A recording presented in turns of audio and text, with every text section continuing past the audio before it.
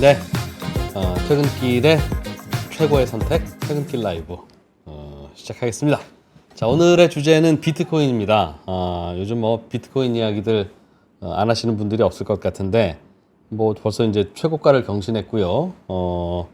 약간 조정을 보이고 있긴 합니다만 뭐 2억 원 간다, 3억 원 간다, 뭐 다양한 이야기들이 나오고 있습니다.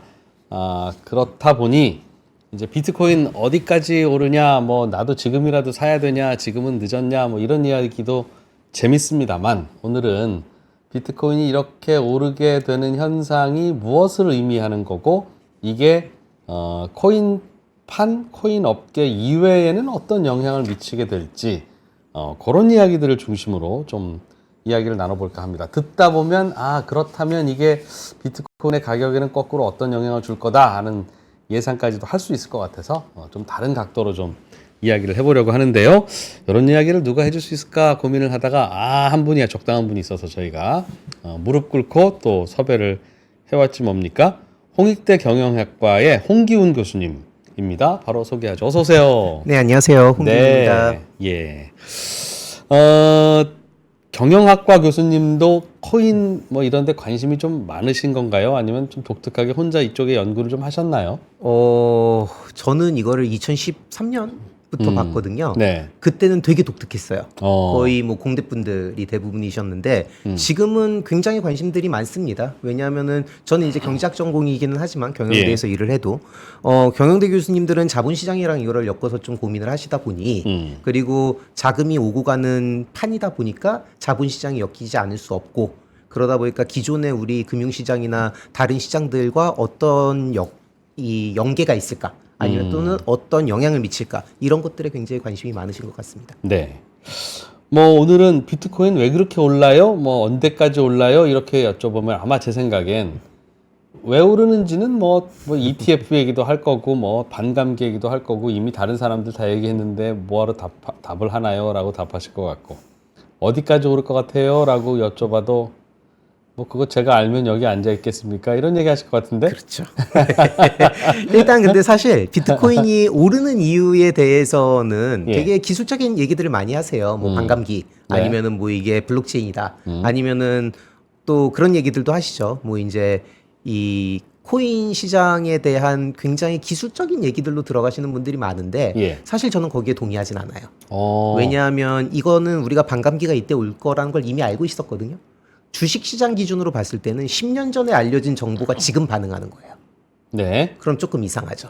물론 코인 시장이 주식시장보다 덜 정보 효율적인 건 맞습니다. 네. 그러다 보니 분명히 반응은 할 수 있겠으나 이렇게 몇 배로 뛰는 거는 이상하죠. 이만큼 반응할 리는 없다는 겁니다. 이미 다 알려진 정보로 인해서. 반감기든 뭐든 ETF든 그렇죠. 뭐든.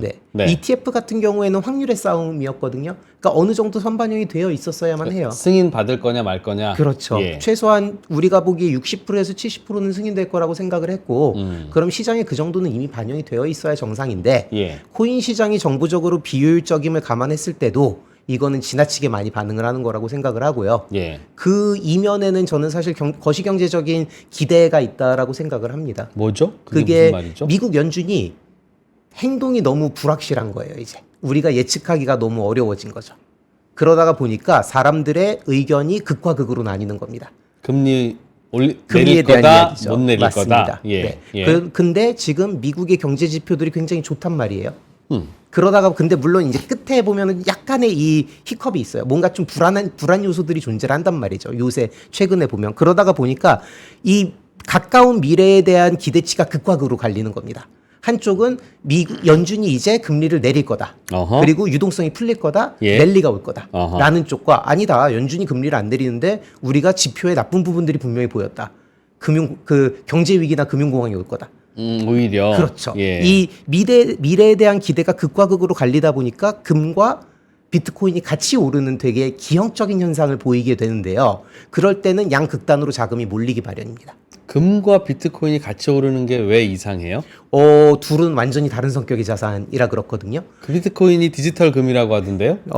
뭐 그렇게 부를 수는 있겠죠. 저는 이제 참외도 혁신이다라는 말로 이거를 이제 설명을 해드리는데 참외? 참외죠. 네, 제가 이게 왜 참외가 됐냐면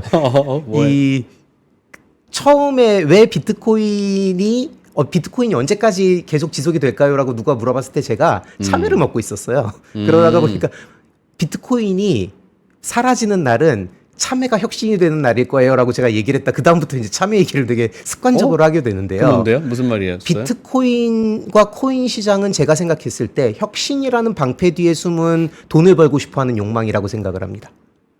예. 그러니까 둘 중 하나의 조건이 만족이 돼야 이 코인 시장이 사라질 거예요.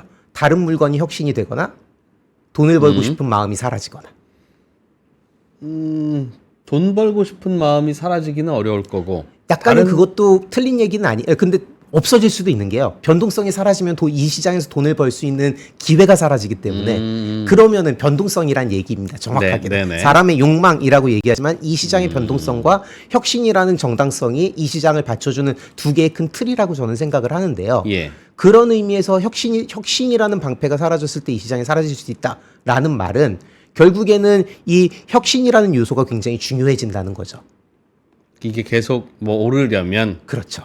왜냐하면 사람들이 왠지 모르게 코인을 하시나요라고 물어보면 여쭤보면 저하시는 분들이 많으세요. 불법도 아니고요. 코인 샤이들이 있다는 네, 거죠. 나쁜 것도 아님에도 불구하고 굉장히 부끄러워하려는 사람들이 있는 이유가 우리 마음속에 투기적인 성향을 가진 자산에 대한 투자에 대한 거리낌이 있는 겁니다. 이해돼요? 네. 예. 그러다가 보니까 혁신이라는 이 정당성이 필요하다라고 저는 생각을 하는 거거든요. 네. 그러다가 보니까 혁신이라는 정당성이 사라지는 것 또한 이 코인 시장에서는 굉장히 중요한 요인이다라고 이제 말씀을 드리는데 그러다가 보니까 금과는 결이 다를 수밖에 없어요. 왜냐하면 금은 자산 피난처라고 우리가 부릅니다. 예. 시장에 위험이 닥칠 것이라고 기대가 되고 시장의 변동성이 늘어날 거라고 기대가 되었을 때 보수적인 투자자들이 내 돈을 더 변동성이 낮은 자산으로 옮기는 거거든요.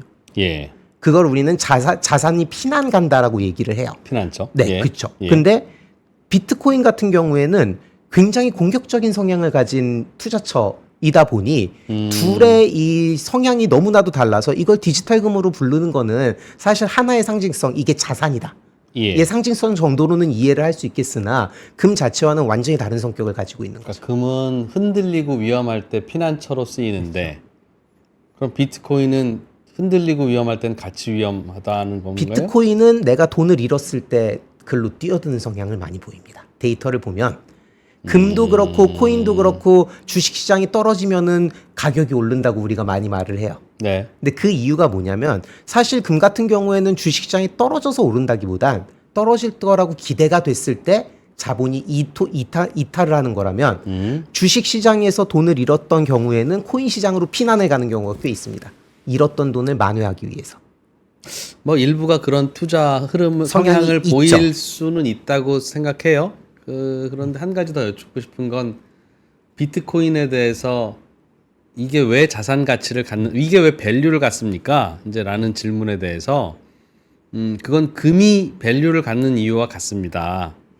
우리는 금이 가치 있는 거라고 생각하는데 그의 공급이 한정적이기 때문에 우리는 그 중앙은행의 통화 발행 증발에 따른 인플레이션을 해지할 수 있는 수단으로서 우리는 금을 보유하려고 합니다. 부동산을 보유하려고 하는 것과 유사하게. 그런데 그게 꼭 금이나 부동산이어야 합니까? 우리가 가치 있다고 생각하는 디지털 형태의 자산이라도 가치 있다고 생각하고 공급에 제한이 있다면 그 역할을 충분히 할 수 있는 거 아니냐. 비트코인이 그 역할을 합니다. 라는 설명으로 디지털 골드라고 하던데요. 틀린 얘기는 이상해요? 아니라고 생각을 해요. 네. 왜냐하면 논리적으로 맞는 얘기인 거죠, 정확히는. 근데 거기에서 한 가지 제가 이야기하고 싶은 부분은 꼭 공급량이 제한될 필요는 없습니다. 물론이죠. 금도 그쵸? 계속 해내니까요. 네, 그럴 필요는 없고요. 예, 예. 그러니까 공급량의 문제는 아닌데 이게 디지털 금이라고 불리는 이유가 만약에 우리의 이 인플레이션이나 이런 것들을 해칭하는 목표로 쓰이기 위함이라면 더 안 되죠. 왜요? 왜냐하면 오히려 그 비트코인 같은 경우에는 자산의 가격의 변동성이 너무나도 크잖아요. 해칭이라고 하는 거는요, 변동성을 낮추는 행위입니다. 기본적으로. 비트코인이 만약에 주식시장의 역으로 간다고 해서 예. 항상 그럴 거라는 보장도 없고요. 그 자산에 있는 기본 변동성이 워낙에도 크기 때문에 사실 비트코인으로 뭔가를 해칭할 수 있다라고 생각을 한다면 아마 알트코인의 위험을 해칭할 수 있지 않을까라는 생각은 해보죠. 그러니까 디지털 금이기에는 너무 널뛰기 하지 않느냐. 변동성이 너무 높다. 최근 막 3배씩 오르고 막 그러는 게 말이 되냐. 라는 겁니다. 네. 뭐 굳이 거기에 대한 변명이나 반론을 하자면 지금이야 그렇지만 이제 어느 정도 비트코인이라고 그쵸? 하는 네. 가치가 안정적인 사람들의 컨센서스에 따라서 지금 가격일 수도 있고 더 높을 수도 있고 더 낮을 수도 있으나 어떤 컨센서스에 이루고 나면 이제 실제 리얼 골드처럼 움직일 텐데 지금은 그 가치의 수준을 찾아가는 과정이라 각자의 생각이 다르니 막 충돌하면서 오르고 내리고 그러는 건 혹시 아닐까요 하는 반론 뭐 거기에 대해서는 괜히 100% 한번- 동의합니다. 그러세요? 근데 네. 제가 예전에 비트코인을 미래의 화폐라고 할 때 똑같은 얘기를 했었거든요. 그럼 그렇게 되고 나서 금이라고 부르면 되죠. 기본적으로 비트코인이 마음에 안 드시는군요, 교수님. 뭐 마음에 안 들지는 않는데요. 근데 제가 그때 화폐라고 다 얘기를 할 때도 그럼 그때 가서 화폐로 쓰면 되죠. 왜 지금 화폐라고 부르는지는 이해가 안 갑니다. 라고 얘기를 했었거든요. 마찬가지입니다. 그렇게 해서 미래의 가치를 찾아가서 금처럼 될 거라면 그때 가서 금이라고 부르면 되는 거죠. 그러니까 지금 뭐 금이네, 화폐네, 뭐 혁신이네, 새로운 개념의 자산이네라고 하는 건 너무 그냥 미래지향적인 이야기다라고 생각을 합니다. 미래지향적. 모든 자산, 특히 뭐 다 어떤 자산 가치는 미래지향적인 건 혹시 아닌가요? 그렇죠. 주식도 그렇고 채권도 그렇고 예. 왜냐하면 채권 같은 경우에는 미래 현금 흐름에 대한 가치를 이야기를 하고요. 주식은 그 특정 비즈니스의 미래 가치에 대한 그렇죠. 이야기를 하기 그렇죠. 때문에 맞습니다. 그리고 저도 코인 시장 같은 경우에 PF 시장과 비유사하다라고 생각을 해요. 프로젝트 파이낸싱. 네. 프로젝트 파이낸싱 시장이랑 코인하고 굉장히 비슷하다고요? 그렇죠. 예. 왜냐하면 굉장히 많은 알트코인들이 자신들이 원하는 프로젝트의 백서를 써서 자본을 조달하는 형식을 취하거든요. 그러다가 보니까 저는 이 시장을 PF 시장처럼 보고 비슷합니다. 물론 그런 맥락에서는요. 근데 지금 비트코인을 그 디지털 골드라고 부르거나 하는 거는 이 현금 흐름이라는 게요. 내가 그래도 보이는 가시적인 한 1년, 2년, 3년의 이야기를 하는 거지 아주 먼 미래의 얘기를 하는 건 아니거든요. 대부분의 자본시장에서는. 예. 그러다가 보니까 IPO를 할 때도 그렇고 굉장히 디테일하게 현재의 수익성을 보는 이유가 그건데요. 채권은 더 말할 나위 없고요. 예. PF도 마찬가지입니다. 코인은 너무 먼 얘기를 한다는 거죠. 코인들은 네. 마음에 안 드시는군요, 기본적으로. 알겠습니다. 근데 비트코인은 뭔가 그 프로젝트 파이낸싱이라고 할 만큼 이 비트코인으로는요, 뭘 할 거냐면요, 이걸 이렇게 해서 이런 생태계에서 이렇게 쓰게 할 거고요. 이런 설명조차 없다면서요. 네. 그냥 I'm Bitcoin, it's all. 뭐 맘대로 해. 그런 거고 오히려 그런 거니까 뭐 디지털 금이든 가치 저장 수단이든 가치가 있는 거다라는 설명도 있던데. 맞습니다. 그래서 가치 저장 수단이고요. 그리고 디지털 자산이고요. 예. 이미 처음에 비트코인을 화폐라고 이야기할 때부터 모두가 그리고 예. 저도 이제 논문에서 마찬가지의 이야기를 했던 게 디지털 자산이다. 그리고 내재 가치가 있는지 이 내재 가치를 알 수는 없지만 시장 가치는 존재한다라고 이야기를 하는 이유가 그리고 얼마 전에도 이제 그 ETF가 그 통과가 되고 나서 한국은행에서도 비슷한 논조에 이제 성명을 냈던 게 예. 이제는 비트코인이 자산으로 안착되는 것 같다라는 말씀을 하셨던 이유도 이거는 화폐는 아닌 거죠. 그리고 디지털 자산이고 가치의 저장소라는 데에는 뭐 반론을 제기할 사람이 많지는 않은 것 같습니다. 가치를 저장하려고 하면 저장하는 거지. 그게 무슨 내가 뭐 예스고 노고 찬성이고 반대고 뭐가 그렇죠. 있냐? 많은 사람들이 그게 가치가 있다라고 생각을 하면 가치가 있는 거기 때문에요. 예. 네, 그거는 사실 맞죠. 안 갖고 계시죠? 비트코인. 네, 안 갖고 있습니다. 예전에도 안 갖고 계셨. 안 갖고 있었습니다. 아이고. 근데 저는 투자를 안 합니다. 그래서 주식이나 다른 것도 안 한다. 아무것도 안 합니다. 그건 오히려 오늘의 주제와 좀 벗어납니다만 경제학을 전공하시는 경영학과 교수님이 투자를 안 한다는 건 버는 돈에 여유가 있으면 예금만 하고 뭐 이자를 주면 뭐 주는 대로 받고 만족한다는 뜻인데 안 하시는 뭐 특별한 이유가 있어요? 일단 경제학이나 경영학이요. 돈을 버는 학문은 아니고요. 예. 그리고 저는 이제 투자은행에서 좀 일을 해봤었거든요. 근데 돈 버는 재주는 없더라고요. 그래서 안 그냥 합니다. 나는 투자로서는 안 까먹는 게 도움되는 거니까. 맞습니다. 그리고 밤에 잠을 잘 자고 싶어서요. 야, 근데 그런 결정을 내리고 실천을 옮기는 것도 쉽지 않은데요. 그게 오히려. 마음은 편안합니다. 얼마나 되셨어요? 그런지. 처음부터요. 물론 2008년이죠, 정확히는. 2008년 금융위기 때 제가 마지막으로 포트폴리오를 갖고 있었습니다. 알겠습니다.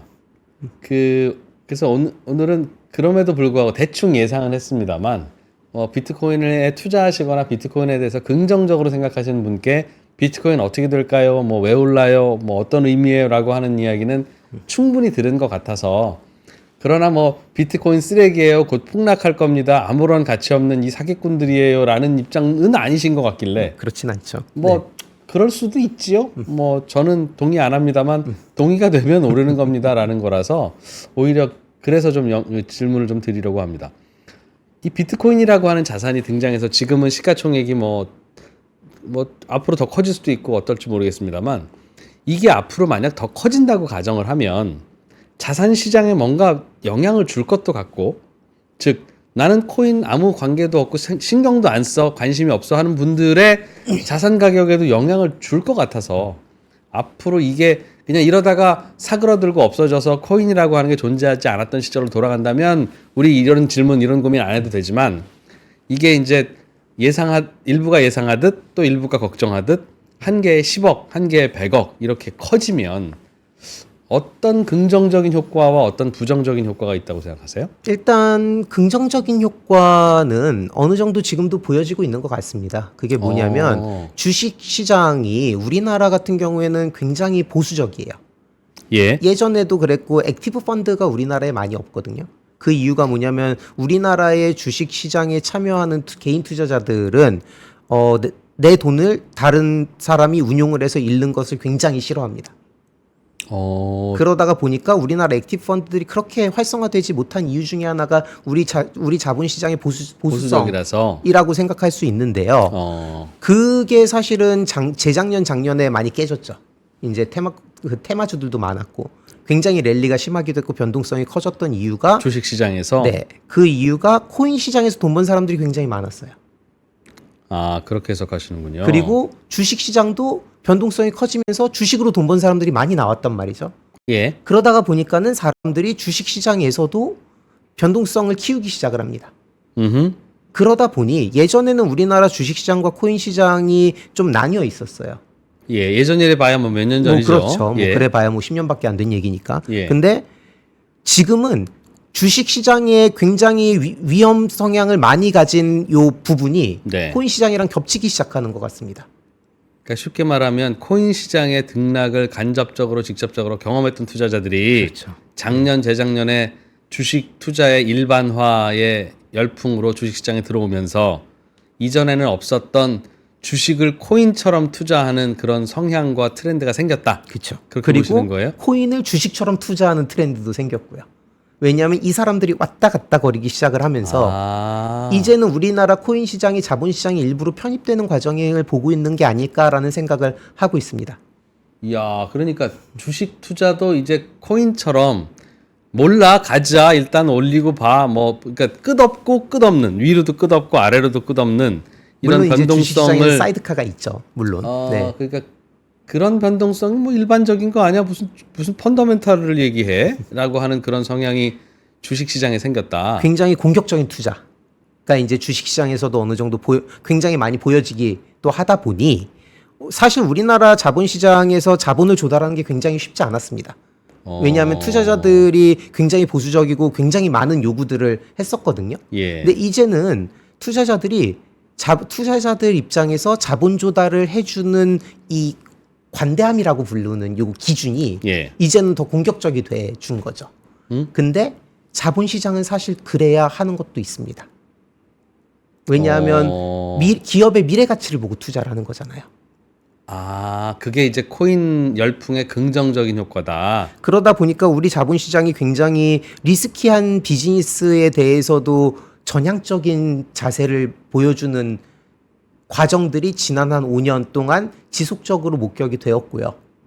그런 의미에서는 사실 자본시장이 이제는 우리도 미국처럼 좀 더 공격적이고 굉장히 뭐라고 해야 되나 이거를 굉장히 야심있게 어. 자본이 움직이는 성향도 보여주고 있는 것이 아닐까라는 생각을 하고 있었습니다. 야, 그러니까 코인 시장은 투기적 성향이 매우 강하고 그 자체로 바람직한 건지는 잘 모르겠으나 이런 투기적 성향이 주식 시장을 역시 조금 더 과거보다 더 투기적으로 바꾸고 있는 것 용감하게 만든 같은데 거죠. 맞습니다. 그게 꼭 나쁜 것만은 아니고 주식 시장이라는 게 원래 별거 없는 사람도 와서 주식 시장에서 돈을 일단 모으고 뭐 해보고 하는 위험 선호적인 게 있어야 그게 주식 시장으로서 또 제 기능을 발휘하는 면도 있으니 그렇죠. 리스크 테이킹이 분명히 존재를 해야 하는 시장이다 보니 예. 그런 부분들이 우리나라가 상대적으로 부족했다면 그런 부분들을 분명히 채우고 있는 효과는 있지 않을까라고 제 생각입니다. 오. 우리나라가 그 리스크 테이킹에 대해서는 상대적으로 좀 보수적이었다고 보세요? 굉장히 보수적이었죠, 사실. 어. 그러다가 보니까 어떻게 보면은 굉장히 소수의 변동성을 원하는 자본들이 시세를 급등락시켰지. 실제 리스키한 비즈니스를 상장을 하겠다고 들고 왔을 때 시장에서 소화를 하는 게 쉽지 않은 일들이 굉장히 많았거든요. 네, 최근에도 또 있었죠. 그쵸. 3프로 TV와 관련해서. 근데 그런 부분들이 어느 정도는 좀 나아지고 있는 게 아닐까라는 생각을 했습니다. 아, 코인의 투기적 성향이 자본시장으로 흡수되면 자본시장의 건전한 공격성을 좀 높이는 효과도 있는 것 같다. 근데 동시에 예, 두 시장이 어느 정도 겹치기 시작을 하면서 예. 그 주식 시장에 있는 돈이 코인 시장으로 빠져나가는 거죠. 근데 이게 단기적으로 봤을 때 우리나라가 지금 밸류업 프로그램을 굉장히 야심차게 준비를 했습니다. 예. 그리고 우리나라의 주가 부양을 위해서 특히나 프라이스 투 북밸류 같은 경우에는 우려스러운 수준이라고 생각이 돼서 정부가 이제 나섰는데 그러한 노력들이 무력화될 수 있다라는 우려는 있습니다.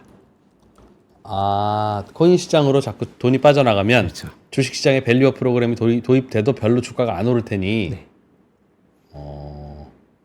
그 유동성을 잡아먹는 효과가 있다고 보시는군요. 범퍼가 있는 거죠. 그러니까 시장에 자금이 들어왔을 때 변동성을 원하는 자금들이 코인 시장으로 빠지게 되면 주식 시장에서 랠리를 형성해야 되는 위험 자본들이 코인 시장으로 빠지는 이제 야, 그럼 형성이 코인은 될 수 두 가지 있다는 역할을 겁니다. 다 하고 가는 거네요.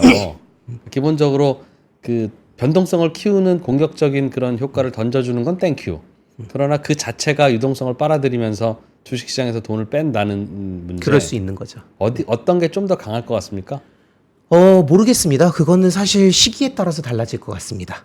예를 들어서 변동성이 낮아지고 유동성이 쥐어 짜지는 시간이라면 오히려 코인 시장에서 주식 시장으로 돈이 더 들어올 수도 있고요. 예. 유동성이 굉장히 풍부해지는 시간이라면 코인 시장에 자금이 빨려 들어가겠죠. 그러다가 보니까 미국의 예전에 퀀티테이티브 이징 양적 완화 시절에 우리가 우스갯소리로 했던 얘기가 예. 아무리 돈을 풀어도 인플레이션이 생각보다 올라가지 않아 라는 농담을 했었거든요. 그게 사실은 코인 시장을 비롯해서 중간에 이 버퍼들이 좀 있었습니다. 돈을 풀어도 다 그 돈이 그쪽으로 가고 그쪽으로 많은 부분이 가는 거죠. 사과 사고 뭐 철광석 사고 하는 거로는 잘 안 가니까. 그러다 보니까는 마음 놓고 돈을 풀었다면 돈을 이렇게 옥죄도 네. 생각보다 실물 경제 지표들이 나쁘지 않은 이유 중에 하나가 아. 이거는 검증을 해봐야 되긴 하겠지만 코인 시장의 영향도 분명히 없지는 않을 거다라는 생각을 하고는 있습니다. 그러면 앞으로 이 코인 시장이 점점 커지면 그거는 중앙은행들이 통화 정책하기가 더 불편해지는 건가요?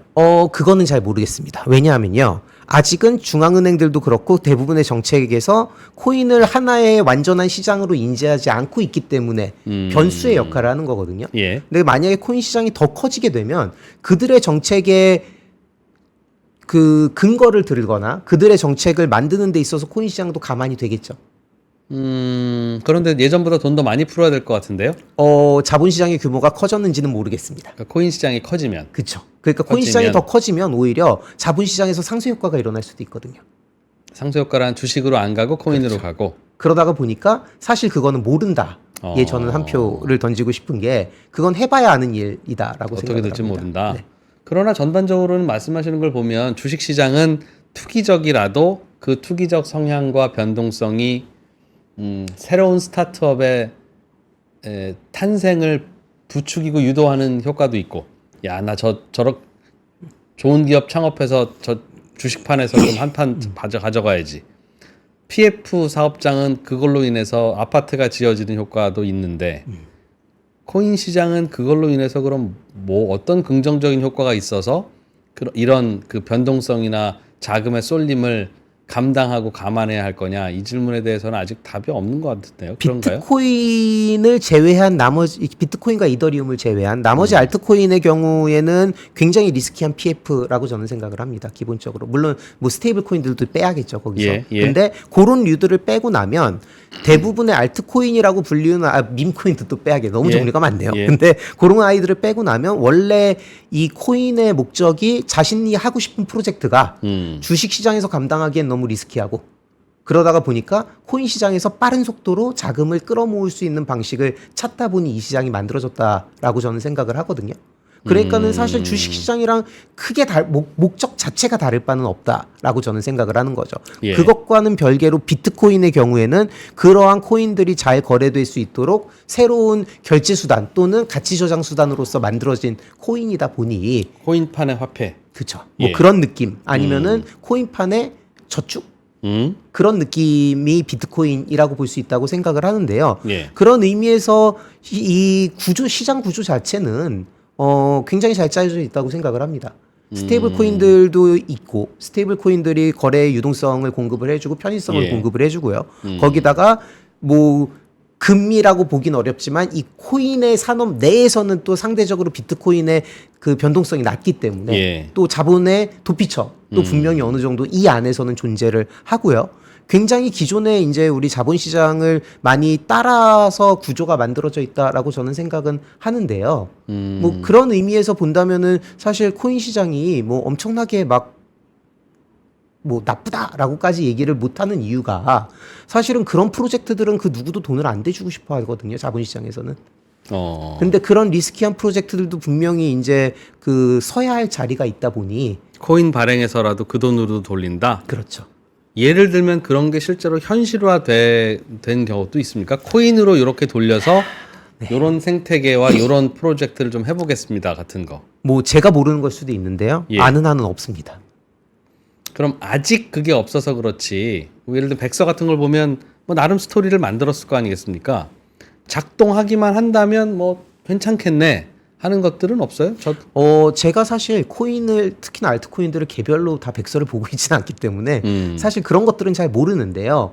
기본적으로 아이디어들이 좋은 코인들은 좀 있는 것 같더라고요. 물론 저도 이제 귓동량으로 들은 거지만. 근데 그것과는 별개로 수익성이라는 측면에서 과연 이게 워킹을 할지에 대한 얘기는 또 별개의 문제이다 보니. 예. 그리고 그런 것들은 저 같은 사람들이 아니라 증권업에 계신 분들이나 아니면은 VC를 하시는 분들이나 이런 분들이 더 판단을 잘 하시겠죠, 당연히. 수익성이 걱정이라는 게 무슨 말씀이세요? 수익성, 예를 들어서 코인 백서를 보고 이게 돈이 된다고? 라는 생각을 하는 경우는 굉장히 많죠. 근데 그게 이제 제가 판단할 문제냐라고 하면은 뭐 제가 판단을 할 수도 있겠지만 또 더 전문적인 사람들이 많다 보니 그분들이 판단하실 문제라고 생각은 하나 예. 어쨌든 거시적인 관점에서 그냥 큰 그림을 보는 사람으로서 말씀을 드리자면 그런 시장도 필요는 한 거죠. 왜요? 왜냐하면 그런 사람들은 어디서 자본을 조달하나요? 가 되는 겁니다. 그때 수요와 공급이 맞아주기만 한다면 물론 그런 거를 야. 돈을 안 되겠다라고 대중이 얘기해버리면 끝나는 거예요. 그거는. 아. 그러나 거기에 자본을 대고 싶은 사람들이 있고 그러한 자본을 필요로 하는 사람들이 있다면 아무리 허무맹랑해 보이는 프로젝트라도 그쵸. 그러면은 나는 안 시장을 허무맹랑하다고 선택하는 생각한다라고 하면 돈을 모을 수 있어야 그게 시장이지. 그거는 개인의 차이인 거죠. 그게 말이 되냐? 저는 이제 이게 말이 돼?라고 생각을 하지만 그거는 투자하는 사람의 판단이다 보니 이야.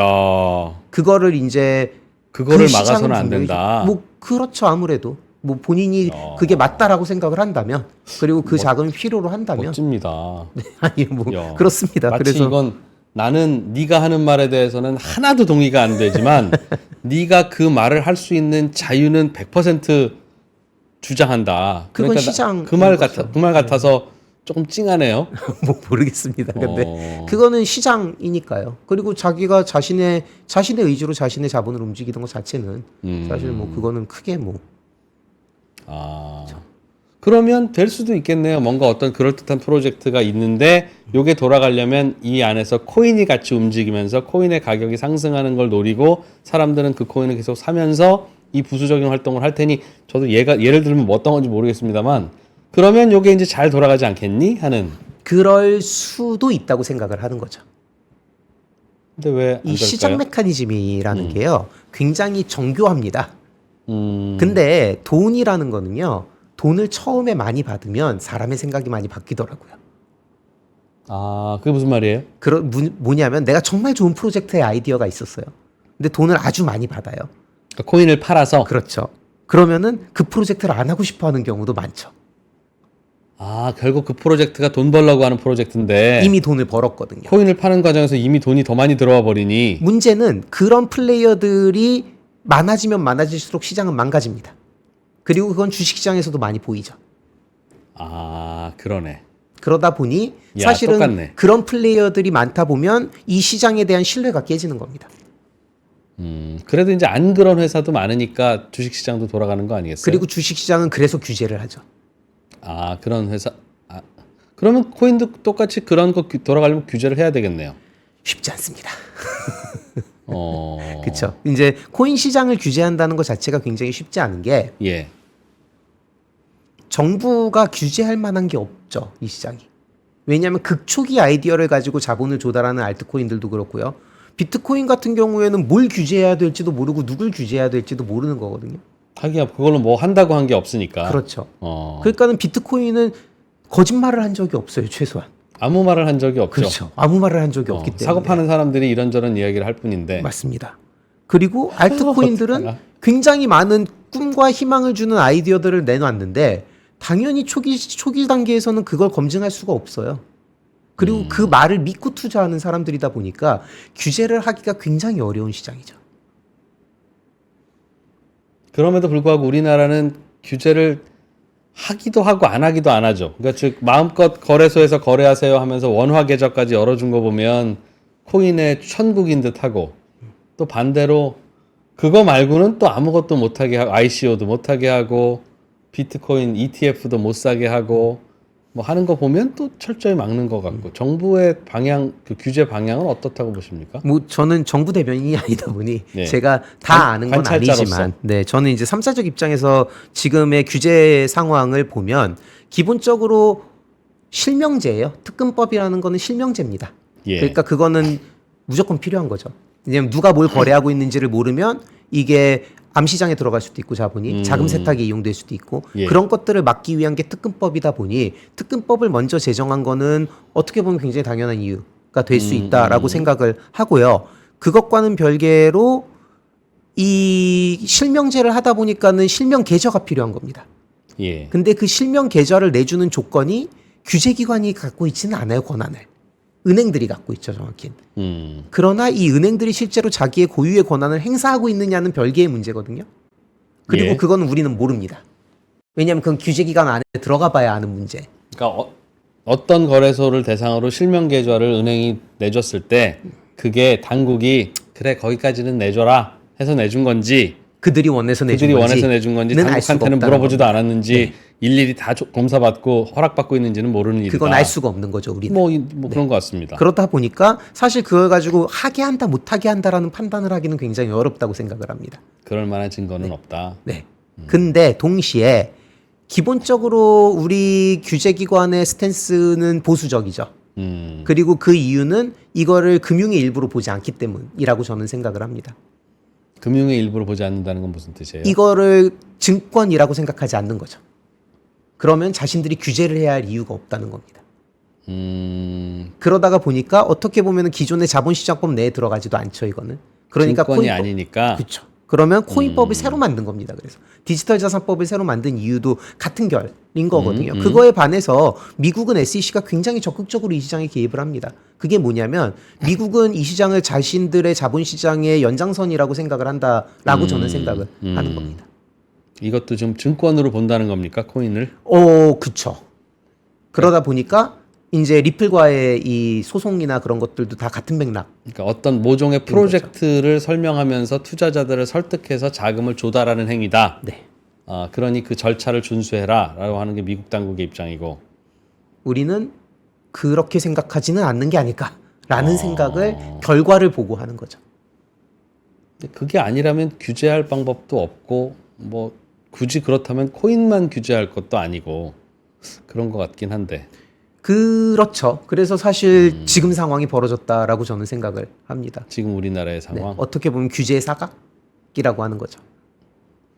혹시 비트코인이 이런 이제 가격 랠리를 보이는 ETF가 이제 상장되고 많은 사람들의 관심을 갖는 이 상황에 대해서 미국의 정책 당국은 어떤 걱정과 어떤 기대를 하고 있을까요?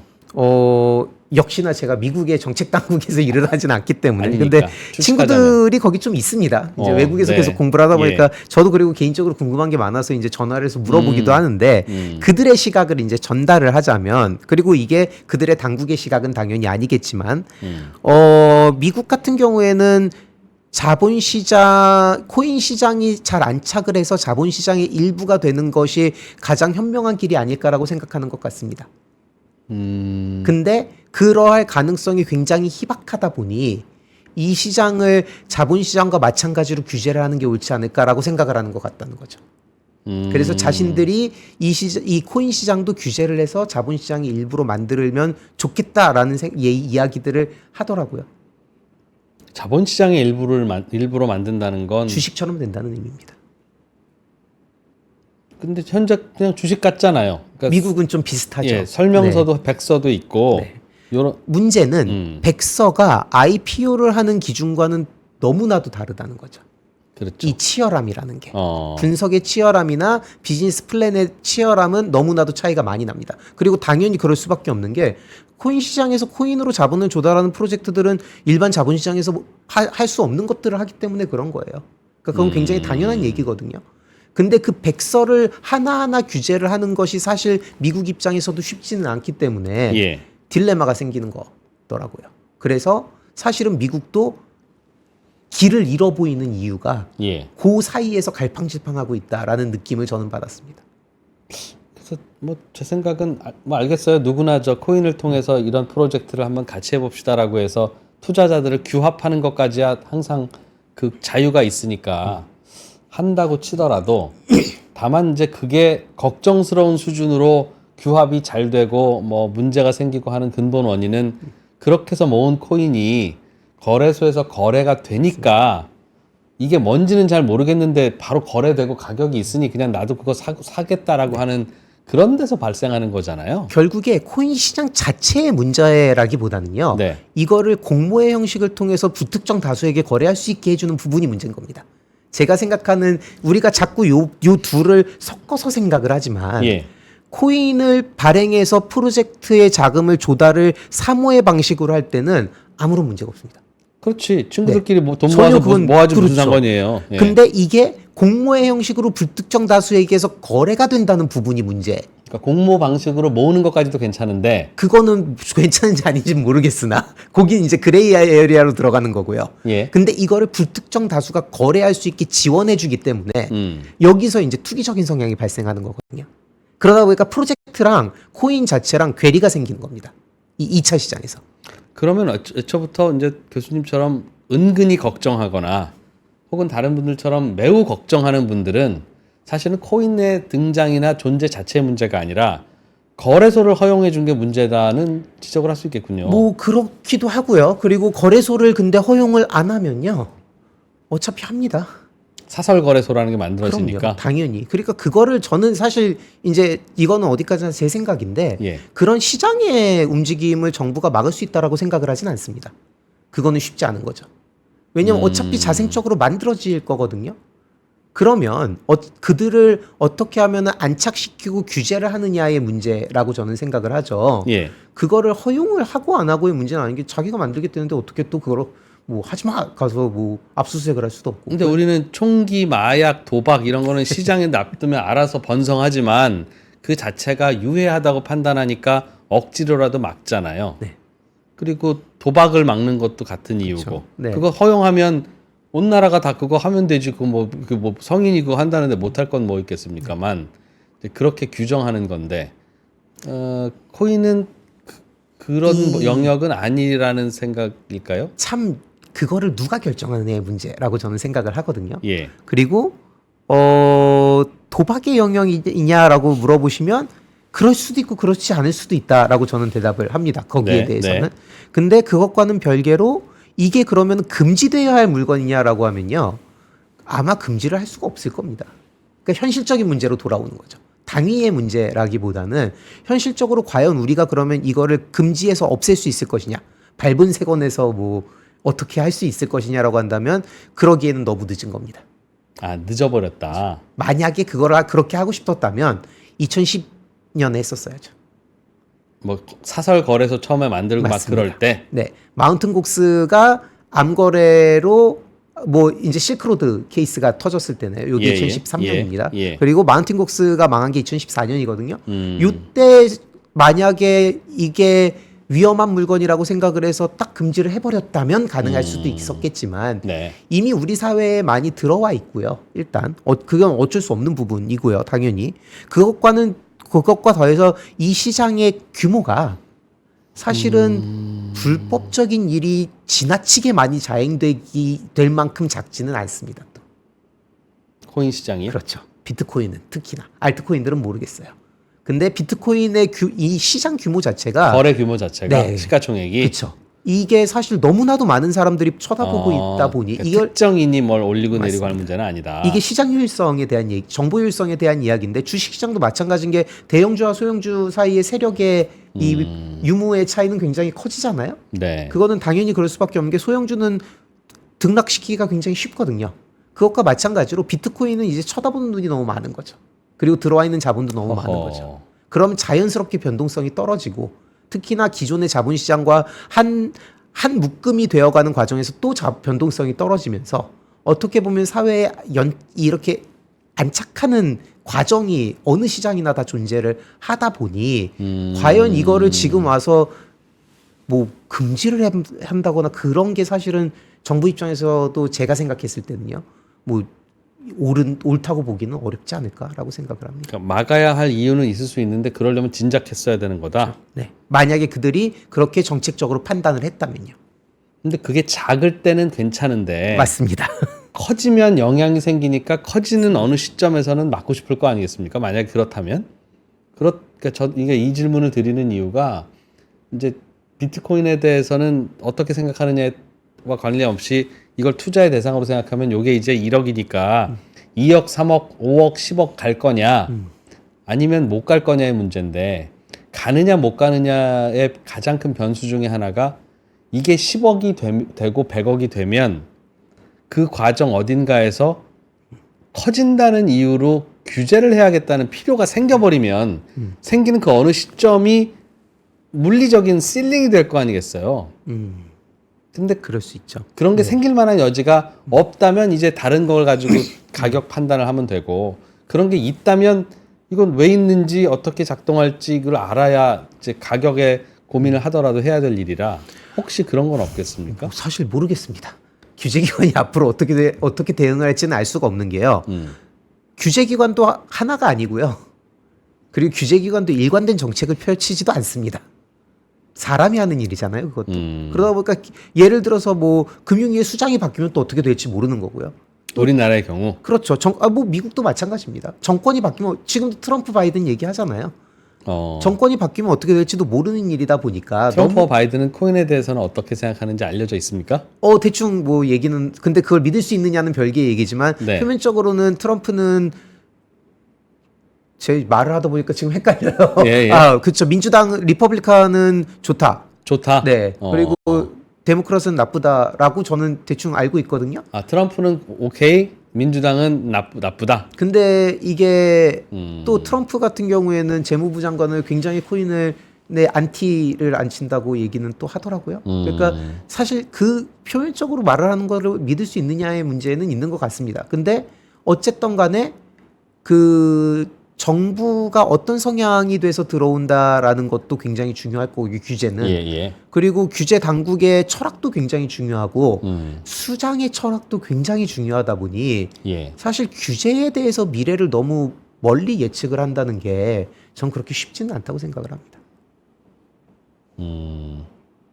그런데 말이죠. 이게 이제 만약에 비트코인이 아니라 금이라면 금값이 오르면 또 이제 광산을 통해서 개발을 하고 그렇게 해서 다시 금이 공급되고 그런 걱정 때문에 또 미리 내리기도 하고 하면서 이제 가격이 결정되는데 이 비트코인은 가격이 오르기 시작한다는 이유로 계속 오를 수 있는 문제가 있잖아요. 가능하죠. 채굴도 잘 안 되고 그럼요. 채굴이 안 된다는 상황을 아는데 누가 매물로 내놓겠어요. 갈 때까지 가는 거지. 그리고 다들 그렇게 꽤 많은 사람이 그렇게 생각하는 순간 진짜 갈 때까지 가게 되잖아요.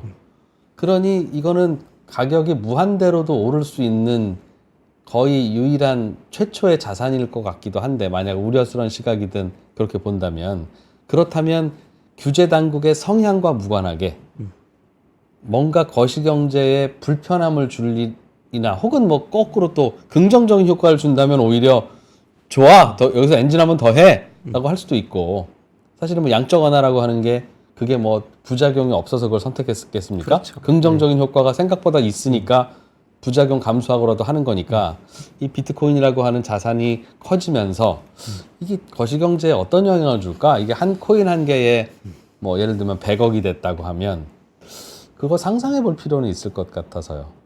뭐, 네. 사실 솔직히 말씀을 드리면 저는 현재를 사는 사람이라 잘 몰라요. 그런 일들은. 왜냐하면 네. 미래를 예측을 한다는 게 제가 이제 경제학 베이스다 보니까 더 그럴 수도 있는데 합리성에 기반을 해야 되는데 그 영역은 이제 상상 영역이라고 저는 생각을 하거든요. 예. 그러다 보니까는 모르겠습니다. 사실.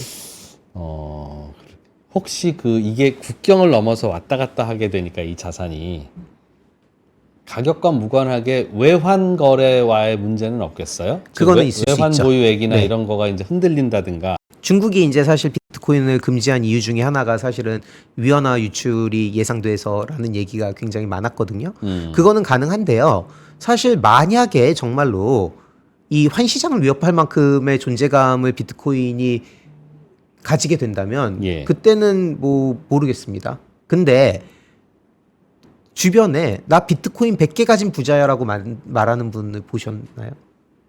있기야 있겠으나 2%하고 대화를 하실 리가 없죠. 지금 1억이니까 100억 자산가라고 네. 얘기를 하잖아요. 예. 결국엔 그게 원화로 바뀌어야 되는 거거든요. 아직도.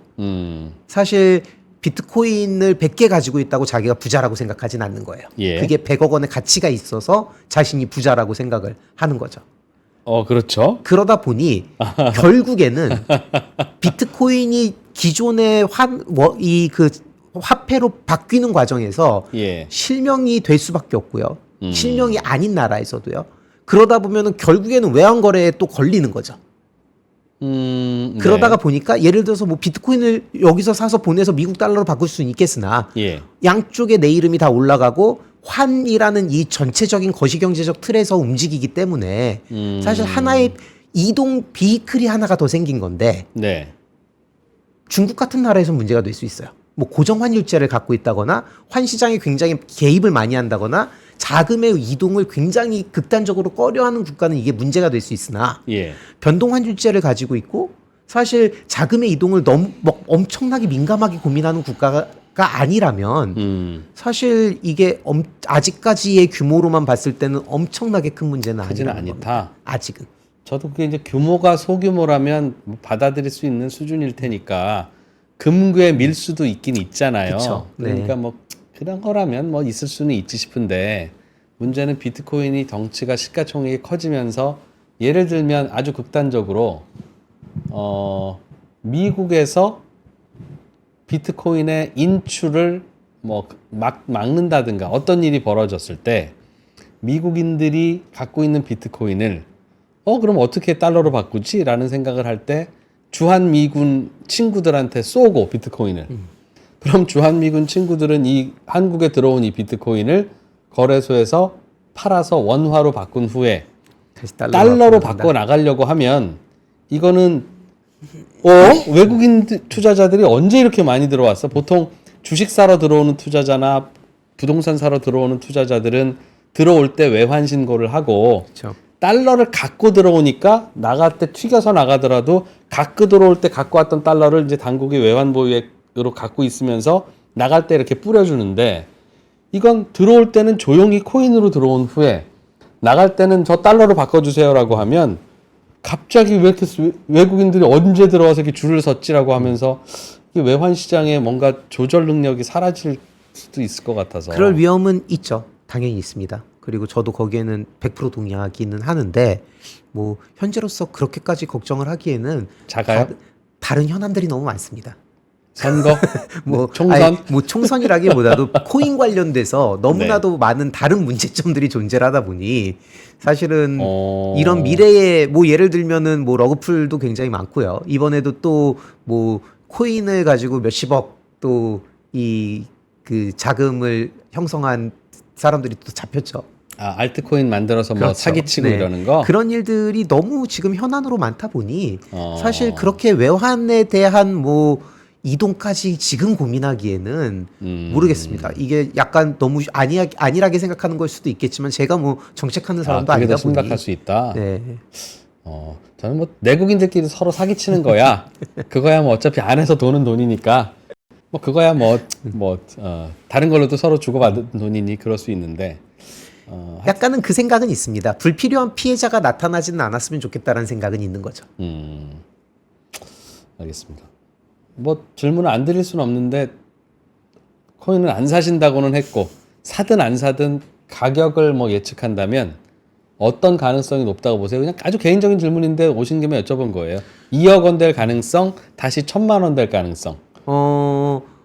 단기적과 장기적으로 나눠서 말씀을 드릴 수 있을 것 같은데요. 고민을 하셨었군요. 그럼요. 당연히 네, 고민은 안 할 수 없죠. 왜냐하면 워낙 또 이야기가 많이 오고 가다 보니. 근데 장기적으로 봤을 땐 모릅니다. 그리고 여기서 장기적이라는 거는 3개월에서 6개월 이상을 얘기를 해요.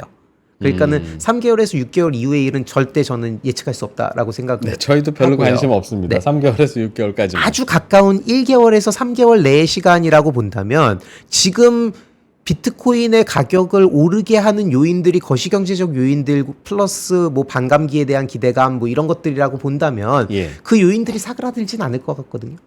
결국에는 비트코인 가격을 오르고 떨어뜨리는 요인들에 대한 예측이 돼야 될, 가까운 미래에 대한 예측이 돼야 될 텐데 그럴 때 가까운 미래에 뭐 1개월이나 3개월 내의 시간에 이러한 요인들이 해소가 될 거라고 생각은 하진 않습니다. 거시경제적인 요인들이 뭐 미국의 금리가 갑자기 뭐 갑자기 올라갈 리도 없을 거고요. 네. 그렇다고 뭐 갑자기 낮아질 것 같지도 않고 예. 현상 유지가 아무래도 가까운 미래에는 기대가 되다 보면 뭐 랠리가 완전히 사그러들어야 할 이유는 없지 않을까라고 생각은 합니다.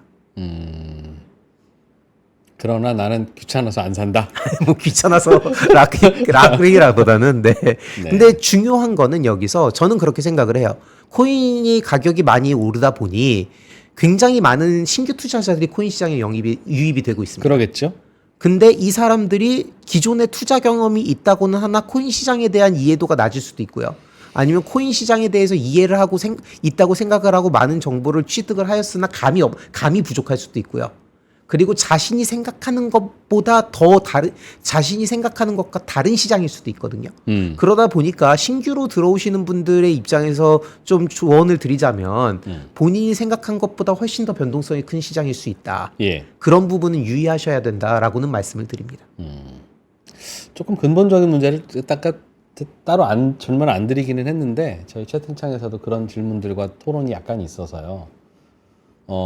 비트코인은 필요할 때마다 돈을 막 찍어서 쓰는 달러나 원화나 전 세계 다양한 이른바 법정 통화들보다 제한적이어서 오히려 가치가 있으며 이게 결국은 비트코인이 전 세계 통화가 될 것이다.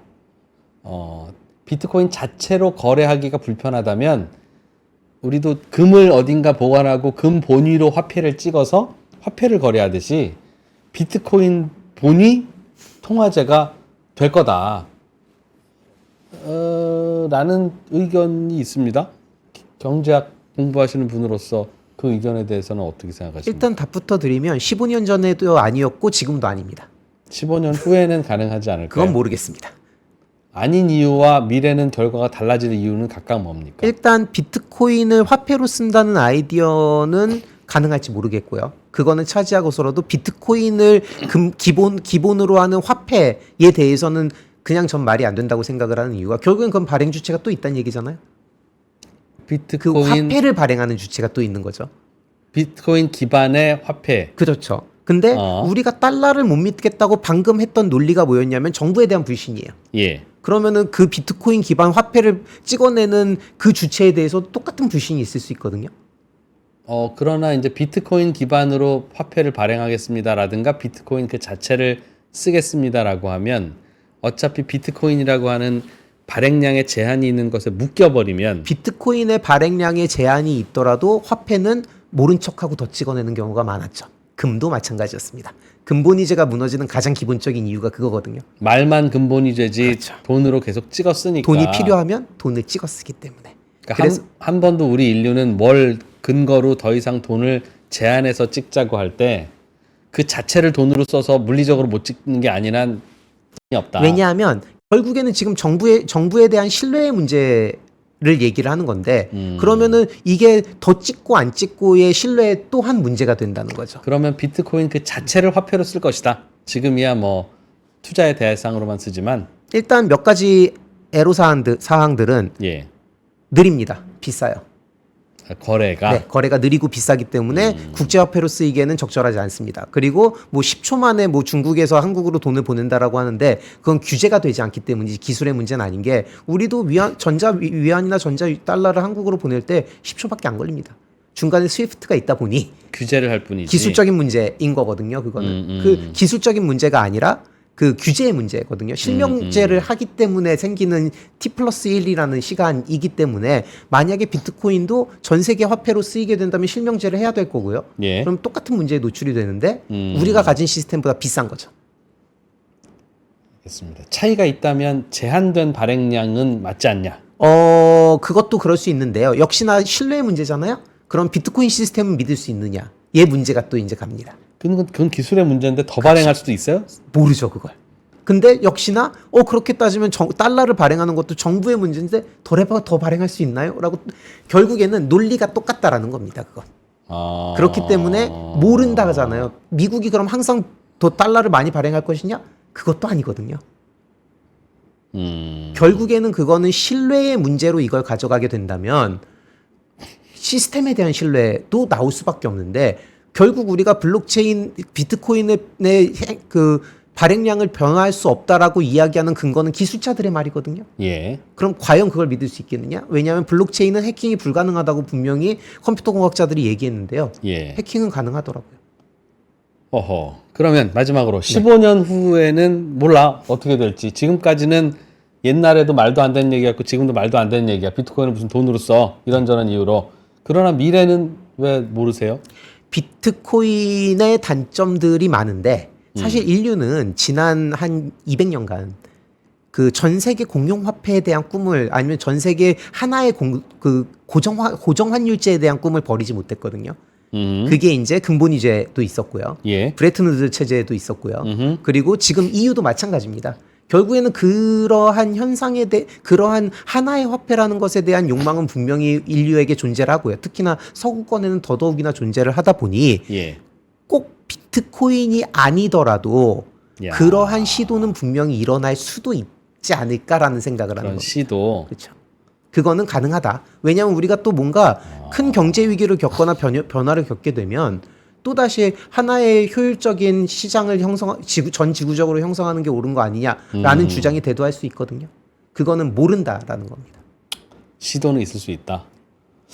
근데 유럽도 하나의 화폐를 쓰다 보니 각종 부작용, 독일과 그리스의 경제 상황이 차이가 나는데 같은 화폐를 쓰니까 환율 조절도 안 되고 맞습니다. 그러니까 이쪽은 열이 식지 않고 이쪽은 차가운 게 식지 않는 이 상황 때문에 어쩔 줄 모르는데 전 세계가 하나의 화폐를 쓰면 그게 정확히 고정환율제의 문제이고 우리가 지난 200년간 너무나도 잘 이해하고 있기 때문에 처음에 비트코인이 나와서 전 세계 화폐라고 했을 때 경제학자들이 다 이런 생각을 했던 이유가 예. 고정환율제와 하나의 화폐에 대한 단점을 우리는 이미 너무 잘 이해하고 있기 때문이거든요. 네, 그러나 그거는 상황과 시간에 따라서 달라진다라고 저는 생각을 합니다. 알겠습니다. 채팅창에서는 많은 분들이 끄덕끄덕은 하시다가 비트코인이 더 많이 만들어질 수도 있다는 거에 대해서는 이제 또 다시 양쪽으로 쫙 나뉘어서 말도 안 되는 소리 하고 있다. 비트코인이 어떻게 2,100만 개보다 더 늘어나 하는 설과 그냥 끄덕끄덕 하시는 분들로 나누는 것 같습니다. 그거에 대해서 특별하게 또 예민한 토론이 필요하면 다시 한번 또 모셔볼게요. 오늘은 비트코인과 관련해서 지금까지 듣지 않았던 이야기들만 좀 골라서 들어보려고 홍기훈 교수님 모셨는데 모신 보람은 있습니다. 새로운 얘기 많이 들었네요. 감사합니다. 예, 홍익대학교 경영학과 홍기훈 교수였습니다. 고맙습니다. 네, 감사합니다.